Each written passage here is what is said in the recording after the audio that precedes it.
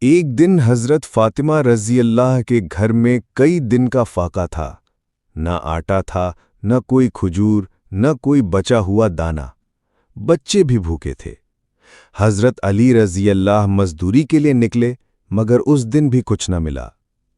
فاطمہ رضی اللہ نے بچوں کو بہلا کر سلا دیا، خود ایک کونے میں بیٹھ کر رونے لگیں۔ اسی لمحے دروازہ بجا۔ رسول اللہ صلی اللہ علیہ وسلم تشریف لائے۔ فاطمہ رضی اللہ نے دروازہ کھولا۔ آپ صلی اللہ علیہ وسلم نے بیٹی کا چہرہ دیکھا جو زرد پڑ چکا تھا۔ فرمایا، بیٹی، کیا کوئی چیز نہیں؟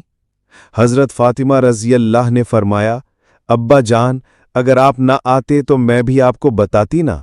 میں نے اپنی بھوک کو اللہ کے سپرد کر دیا تھا۔ رسول اللہ صلی اللہ علیہ وسلم نے ہاتھ اٹھائے اور دعا فرمائی، یا اللہ، فاطمہ تیری بندی ہے، صابر ہے، شاکر ہے۔ تو اسے دنیا و آخرت میں رزق عطا فرما جس میں برکت ہو۔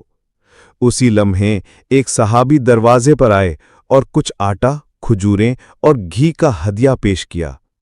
حضرت فاطمہ رضی اللہ نے آنکھوں میں آنسو بھر کر فرمایا، اللہ اپنے رسول کی دعا کبھی رد نہیں کرتا۔